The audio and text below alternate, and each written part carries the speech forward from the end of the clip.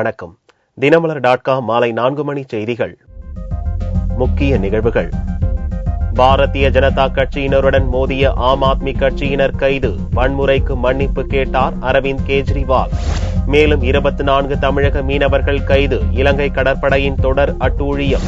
அதிமுகவின் நிர்பந்தத்தால் கம்யூனிஸ்டுகள் கடும் அதிருப்தி. அடுத்த கட்ட நடவடிக்கை குறித்து ஆலோசனை. விரிவான செய்திகள். பாரதிய ஜனதா கட்சியினருடன் மோதலில் ஈடுபட்ட ஆம் ஆத்மி கட்சியினர் 14 பேரை போலீசார் கைது செய்துள்ளனர். இதனிடையே பாரதிய ஜனதாவினருடன் ஆம் ஆத்மி தொண்டர்கள் அடிதடியில் ஈடுபட்டதற்காக அரவிந்த் கெஜ்ரிவால் மன்னிப்பு கேட்டுள்ளார். பாரதிய ஜனதா பிரதமர் வேட்பாளர் நரேந்திர மோடி சொல்வது போல குஜராத் உண்மையில் வளர்ச்சி பெற்றுள்ளதா என்பதை நேரில் ஆய்வு செய்ய அம்மாநிலத்தில் ஆம் ஆத்மி ஒருங்கிணைப்பாளர் 4 நாள் சுற்றுப்பயணம் மேற்கொண்டார். புதனன்று வடக்கு குஜராத்தில் உள்ள ரத்தன்பூர் பகுதியில் அனுமதியின்றி வாகனங்களில் ஊர்வலம் சென்றதாக குஜராத் போலீசார் கெஜ்ரிவாலை போலீஸ் நிலையத்துக்கு அழைத்துச் சென்று சிறிது நேரம் தடுப்பு காவலில் வைத்தனர். அதன் பிறகு புறப்பட்டுச் சென்ற கெஜ்ரிவாலின் காரை பாரதிய ஜனதா தொண்டர்கள் தாக்கினர். இதனால் டெல்லியில் ஆவேசமடைந்த ஆம் ஆத்மி தொண்டர்கள் அசோகா சாலையில் உள்ள பாரதிய ஜனதா தலைமையகத்தை முற்றுகையிட்டு போராட்டத்தில் ஈடுபட்டனர். அப்போது பாரதிய ஜனதா தொண்டர்களுக்கும் ஆம் ஆத்மி தொண்டர்களுக்கும் கடும் மோதல் ஏற்பட்டது.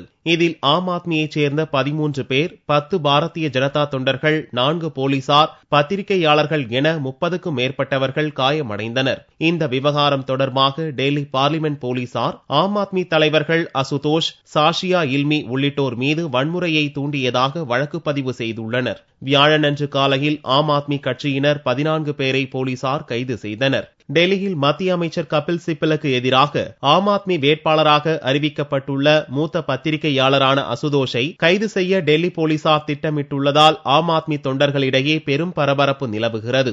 இதனிடையே குஜராத்தில் 2வது நாளாக சுற்றுப்பயணம் மேற்கொண்ட கெஜ்ரிவால் தாங்கள் தாக்கப்பட்டதாலேயே ஆம் ஆத்மி கட்சி தொண்டர்களும் பதில் தாக்குதலில் ஈடுபட்டதாக கூறினார். அதே நேரத்தில் ஆம் ஆத்மி கட்சியினர் வன்முறையில் ஈடுபட்டதற்காக மன்னிப்பு கேட்டுக் கொள்வதாக கூறிய கெஜ்ரிவால் தன் கட்சியினர் அகிம்சா வழியை உறுதியாக கடைபிடிக்க வேண்டும் எனவும் வலியுறுத்தியுள்ளார்.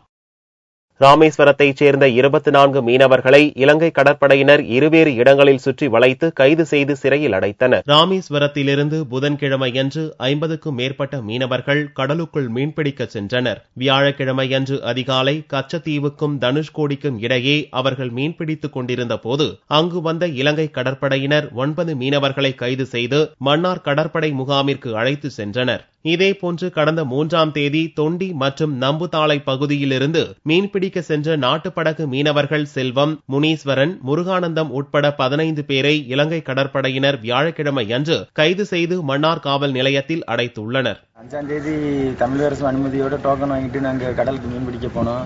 கச்சைக்கிட்ட நாங்கள் மீன் பிடிச்சிக்கிட்டு இருக்கும்போது பகல் பூரா மீன் பிடிச்சிட்டோம். நைட்டு மீன் பிடிச்சிக்கிட்டு இருக்கும்போது சுமார் 8:30 மணி அளவில் இலங்கை நேவி ரோந்து வந்து எங்களை அடித்தாங்க. அதோட நாங்கள் மடியை வாங்கிட்டு படிஞ்சு கிடக்கும்போது சரமாரியாக சுட்டாங்க. சரமாரியாக சுடவும் போது நாங்கள் கூட்டா மீன் பிடிச்சிக்கிட்டு இருக்கும்போது நானும் மீன் கடலுக்கு போனேன். முன்னாடி ஓடி வந்துட்டேன். கைது செய்யப்பட்ட மீனவர்களை விடுவிக்க வலியுறுத்தி ராமேஸ்வரம் மீனவர்கள் திரளாக வந்து மீன்பிடித்துறை அலுவலகத்தை முற்றுகையிட்டு ஆர்ப்பாட்டம் நடத்தினர். இலங்கை கடற்படையுடைய இந்த நடவடிக்கை ஒரு அத்துமீறிய நடவடிக்கையாகும். இலங்கை இந்திய மீனவர் பேச்சுவார்த்தையை சீர்குலைக்கக்கூடிய நடவடிக்கையாக இருக்கிறது நாங்கள் கருதுகிறோம். எனவே தமிழக அரசும் மத்திய அரசும் உடனடியாக தலையிட்டு இன்றைக்கு பிடித்துச் செல்லப்பட்டிருக்கிற சிறை வைக்கப்பட்டிருக்கக்கூடிய இந்த பகுதியுடைய மீனவர்களது படகுகளையும் உரிமையாக உடனடியாக மீட்டுத்தர உரிய நடவடிக்கை எடுக்க வேண்டும். இல்லையில் எங்களது போராட்ட நடவடிக்கைகள் கடுமையாக இருக்கும் என்பதை இந்த சந்தர்ப்பத்தை தெரியப்படுத்திக் கொள்ள விரும்புகிறோம். திங்கட்கிழமையன்று பாக்ஜலசந்தி பகுதியில் மீன்பிடித்துக் கொண்டிருந்த தமிழக மீனவர்கள் 32 பேர் கைது செய்யப்பட்டு அவர்களின் 8 படகுகளும் பறிமுதல் செய்யப்பட்ட நிலையில் மேலும் 24 மீனவர்கள் சிறைப்பிடிக்கப்பட்டிருப்பது மீனவர்கள் மத்தியில் அதிர்ச்சியை ஏற்படுத்தியுள்ளது. அதிமுகவுடன் தொகுதி பங்கீட்டில் சிக்கல் ஏற்பட்டுள்ளதை அடுத்து இந்திய கம்யூனிஸ்ட் கட்சியின் மாநில நிர்வாக குழுவின் அவசர ஆலோசனைக் கூட்டம் சென்னையில் துவங்கியுள்ளது. லோக்சபா தேர்தலில் அதிமுக கூட்டணியில் இடம்பெற்றிருந்த மார்க்சிஸ்ட் மற்றும் இந்திய கம்யூனிஸ்ட் கட்சிகளுக்கு தொகுதிகள் ஒதுக்கப்படுவதில் முட்டுக்கட்டை ஏற்பட்டுள்ளது. அதிமுக அளிக்க முன்வரும் தொகுதிகளை மட்டுமே கம்யூனிஸ்ட் கட்சிகள் ஏற்க வேண்டிய நிலை உருவாகியுள்ளது. இதில் இரு கம்யூனிஸ்ட் கட்சியினரும் கடும் அதிருப்தி அடைந்துள்ளனர். மேற்கொண்டு பேச்சுவார்த்தைக்கு அதிமுக முன்வராத நிலையில் தலைமையில் கடந்த 2 நாட்களாக மார்க்சிஸ்ட் கம்யூனிஸ்ட் கட்சியினர் தீவிர ஆலோசனை நடத்தினர். இந்திய கம்யூனிஸ்ட் கட்சியுடன் ஆலோசித்து அடுத்த கட்ட முடிவு எடுக்கப்படும் என்று மார்க்சிஸ்ட் மாநில செயலாளர் ஜி. ராமகிருஷ்ணன் அறிவித்திருந்தார். இந்நிலையில் இப்பிரச்சினை குறித்து விவாதிக்க இந்திய கம்யூனிஸ்ட் கட்சியின் மாநில நிர்வாக குழுவின் அவசர கூட்டம் சென்னையில் நடந்தது. கூட்டத்தில் பங்கேற்க வந்த இந்திய கம்யூனிஸ்ட் மாநில செயலாளர் Tha. Pandian marxist communist, forward bloc கட்சிகளுடன் ஆலோசித்து அதன் அடிப்படையில் எடுக்கப்படும் முடிவை தேசிய தலைமைக்கு தெரிவித்து அடுத்த கட்ட நடவடிக்கை எடுக்கப்படும் என்று கூறினார். நாங்கள் கூடி எடுக்கிற முடிவுகளோடு பல ஆண்டுகளாக இணைந்து இயங்கி வருகிற இடதுசாரி கூட்டணியின் அங்கமாக இருக்கக்கூடிய இந்திய கம்யூனிஸ்ட் கட்சி, மார்க்சிஸ்ட் கட்சி தலைமையுடனும் ஃபார்வர்ட் பிளாக் கட்சியுடனும் எங்கள் அகில இந்திய தலைமையுடனும் கலந்து பேசி அடுத்தடுத்த நடவடிக்கைகளை நாங்கள் முடிவெடுத்து கட்டாயம் உங்களுக்கு அறிவிப்போம். எல்லாவற்றையும் விவாதிக்கத்தான் எங்கள் மாநில நிர்வாக குழு கூடியிருக்கிறது. அது விவாதித்த பிறகுதான் நாங்கள் எந்த முடிவை எடுத்தாலும் அடுத்த கட்ட நடவடிக்கைகள் பற்றி உங்களை அழைத்து கட்டாயம் கூறுவோம். அதிமுக கூட்டணியிலிருந்து வெளியேறும் முடிவுக்கு தமிழகத்தைச் சேர்ந்த கம்யூனிஸ்ட் கட்சிகள் முன்வந்தாலும் தேசிய அளவில் 3வது அணியை ஒருங்கிணைக்கும் பணியை மேற்கொண்டுள்ள இக்கட்சியின் தலைவர்கள் அதில் அதிமுகவும் இடம்பெற வேண்டும் என்று விரும்புகின்றனர். இதனால் எந்த முடிவுக்கும் வர முடியாமல் கம்யூனிஸ்ட் தலைவர்கள் குழப்பத்தில் உள்ளனர். தென்காசி லோக்சபா தொகுதியில் புதிய தமிழகம் கட்சி தலைவர் கிருஷ்ணசாமி போட்டியிடுகிறார். வரும் லோக்சபா தேர்தலில் திமுக கூட்டணியில் புதிய தமிழகம் கட்சிக்கு தென்காசி லோக்சபா தொகுதி ஒதுக்கப்பட்டுள்ளது. இத்தொகுதியில் புதிய தமிழகம் கட்சி தலைவர் கிருஷ்ணசாமி போட்டியிடுகிறார். இது தொடர்பாக செய்தியாளர்களை சந்தித்த கிருஷ்ணசாமி, புதிய தமிழகம் கட்சியின் மாநில அரசியல் உயர்நிலை குழு கூட்டத்தில் எடுக்கப்பட்ட முடிவின்படி இந்த அறிவிப்பு வெளியிடப்படுவதாக தெரிவித்தார். புதிய தமிழகம் கட்சியினுடைய அனைத்து மாநில, மாவட்ட, நகர, ஒன்றிய பொறுப்பாளர்கள் ஒருமித்த இசைவுடன் வருகின்ற நாடாளுமன்ற தேர்தலில் தென்காசி நாடாளுமன்ற தொகுதியின் வேட்பாளராக புதிய தமிழகம் கட்சியின் நிறுவனர் தலைவர் டாக்டர் க. கிருஷ்ணசாமி அவர்களை நிறுத்த இந்த மாநில அரசியல் உயர்நிலைக்குழு ஏகமனதாக முடிவு செய்கிறது. நடந்து முடிந்த சட்டசபை தேர்தலில் ஒட்டப்பிடாரம் தொகுதியில் வெற்றி பெற்ற கிருஷ்ணசாமி தற்போது எம்எல்ஏவாக உள்ளார். அவரது கட்சியைச் சேர்ந்த மற்றொரு எம்எல்ஏவான ராமசாமி அதிமுக ஆதரவாளராக உள்ளார் என்பது குறிப்பிடத்தக்கது. ஆலந்தூர் சட்டசபை இடைத்தேர்தலில் அதிமுக சார்பில் அக்கட்சியின் நகர செயலாளர் வெங்கட்ராமன் வேட்பாளராக அறிவிக்கப்பட்டுள்ளார். பண்டூட்டி ராமச்சந்திரன் ராஜினாமா செய்ததை அடுத்து காலியாக உள்ள ஆலந்தூர் சட்டசபை தொகுதியில் அடுத்த மாதம் நடக்கவுள்ள லோக்சபா பொதுத் தேர்தலோடு இடைத்தேர்தல் அறிவிக்கப்பட்டுள்ளது. அதிமுக ஆட்சி மன்ற குழு எடுத்த முடிவின்படி ஆலந்தூர் நகர செயலாளரும் சென்னை மாநகராட்சி 12வது மண்டல குழு தலைவருமான VNP வெங்கட்ராமன் வேட்பாளராக அறிவிக்கப்பட்டுள்ளதாக அதிமுகவின் அறிக்கையில் தெரிவிக்கப்பட்டுள்ளது. கடந்த 2011 சட்டசபை தேர்தலின் போது அதிமுக வேட்பாளராக வெங்கட்ராமன் அறிவிக்கப்பட்ட பின் தேமுதிகவுக்கு இத்தொகுதி ஒதுக்கப்பட்டதால் வாபஸ் பெற்றவர் என்பதும் தற்போது அவருக்கு மீண்டும் வாய்ப்பு வழங்கப்பட்டுள்ளதும் குறிப்பிடத்தக்கது. ஆந்திர மாநில பிரிவினையை எதிர்த்து உச்சநீதிமன்றத்தில் முன்னாள் முதல்வர் கிரண்குமார் ரெட்டி வழக்கு தொடர்ந்துள்ளார். ஆந்திராவை பிரித்து தெலுங்கானா தனி மாநிலத்தை உருவாக்கும் மசோதா பார்லிமெண்டில் நிறைவேற்றப்பட்டு அதற்கு ஜனாதிபதி பிரணாப் முகர்ஜி ஒப்புதல் அளித்துள்ளார். நாட்டின் 29வது மாநிலமாக தெலுங்கானா ஜூன் 2ஆம் தேதி முதல் செயல்பட துவங்கும் என்று மத்திய அரசும் அதிகாரப்பூர்வமாக அறிவித்துள்ளது.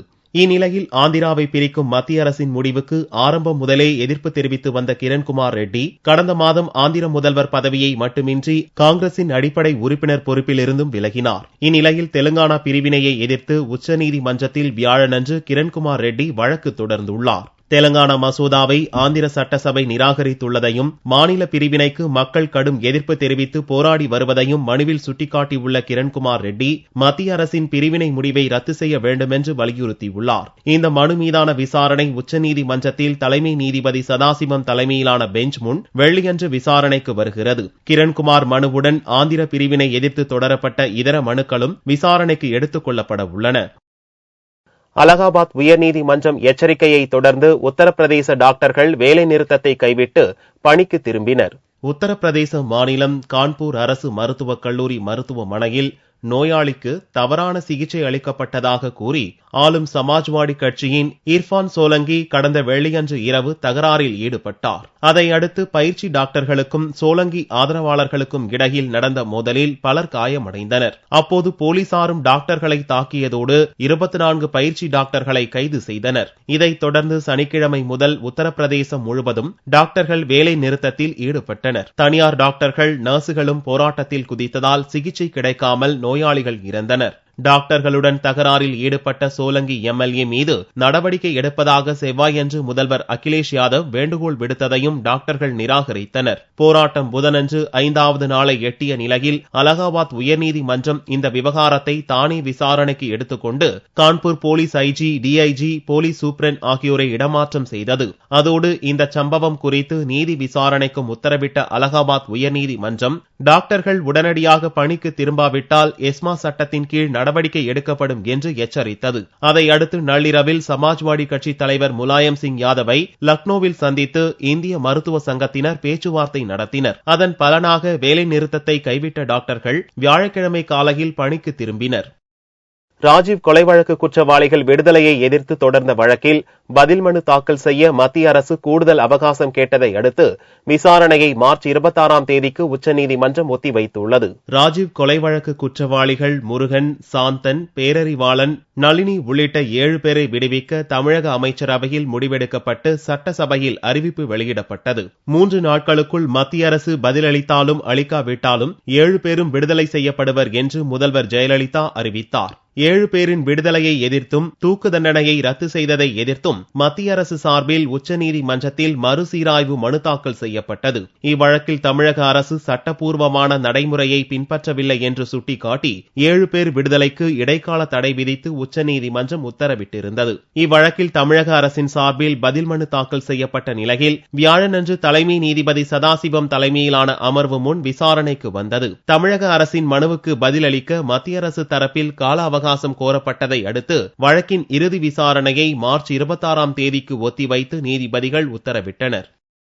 மதுரையில் விஷம் வைத்து 8 மாடுகள் கொல்லப்பட்ட சம்பவம் குறித்து போலீசார் விசாரணை நடத்தி வருகின்றனர். மதுரையில் உள்ள வண்டியூர் கண்மாய் மழை இல்லாமல் வறண்டு கிடக்கிறது. இதனால் மதுரையை சுற்றியுள்ள உத்தங்குடி, சம்பக்குளம், கருப்பாயூரணி, அண்ணாநகர் போன்ற பகுதிகளில் உள்ள விவசாயிகள் தங்களுடைய மாடுகளை மேய்ச்சலுக்காக இந்த கண்மாய்க்கு கொண்டு வருகின்றனர். இதனிடையே அப்பகுதியைச் சேர்ந்த சிலர் கண்மாயை ஆக்கிரமிப்பு செய்து வெள்ளரிக்காய், வெங்காயம் போன்ற பயிர்களை சாகுபடி செய்துள்ளனர். மேய்ச்சலுக்கு வரும் மாடுகளால் பயிர்கள் சேதமடைவதால் ஆத்திரமடைந்த ஆக்கிரமிப்பாளர்கள் வெள்ளரிக்காயில் விஷம் தடவியுள்ளனர். வழக்கம் போல மேய்ச்சலுக்கு வந்த மாடுகள் வெள்ளரிக்காயை சாப்பிட்டதில் ஆங்காங்கே சுருண்டு விழுந்து இறந்தன. இதில் 8 மாடுகள் பரிதாபமாக உயிரிழந்தன. மாடு மேய்ச்சல் நிலம் தான் இது. மாடு மேய்றதுக்கு வேற இடங்கள்ல வாழ்வாதாரம் கிடையாது. இங்க இப்ப ஆக்கிரமிப்பு வச்சுக்கிட்டு வெள்ளரி போடுறாங்க, புல்லு வளர்த்து அதுல காசுக்கு விக்கிறாங்க. ஒரு கட்டு 100 ரூபான்னு சொல்லிட்டு ஒரு நாளைக்கு கிட்டத்தட்ட ஒரு 10,000 ரூபாய்க்கு புல்லு விற்கிறாங்க. வெங்காயம் கூட நட்டுருக்காங்க. இங்க கம்மாய்க்குள்ள நட்டுட்டு எங்களுக்கு மாடு மேய்ச்சல் நிலத்தை தவிர்க்க விஷ வச்சிருக்காங்க. வெள்ளரி பழத்துல ஓட்டை போட்டு அதுல பாய்ச்சனை ஊத்தி அதுல தின்னதுலதான் இந்த மாடுகள்லாம் இறந்து போச்சு.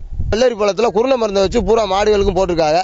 நாங்க காலையில என்னடா வெள்ளரி பழம் கிடக்கு அப்படின்னு சரி ஆகாத பழத்தை புடுங்கி போட்டிருப்பாங்க. மாடு எடுத்து திங்கிதுன்னு நினைச்சு நாங்க பேசாம இருந்தோம்.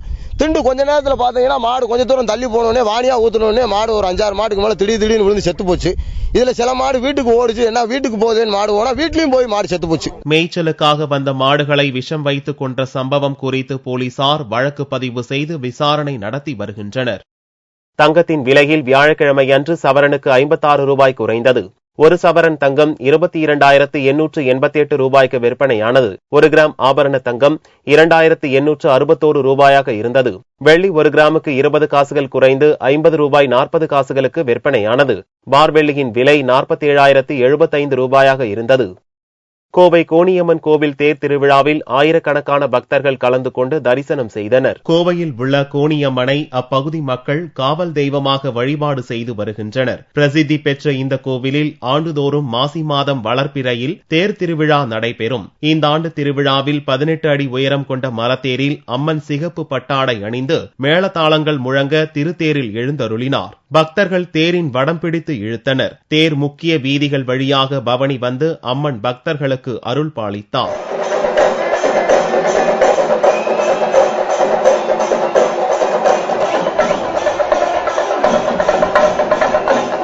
ஆயிரக்கணக்கான பக்தர்கள் கலந்து கொண்ட இந்த திருவிழாவில் வழக்கமாக அரசியல் பிரமுகர்கள் பங்கேற்பர். ஆனால் தேர்தல் தேதி அறிவிக்கப்பட்டதால் அரசியல் பிரமுகர்கள் யாரும் பங்கேற்கவில்லை. மீண்டும் செய்திகள் இந்திய நேரப்படி இரவு 8 மணிக்கு. வணக்கம்.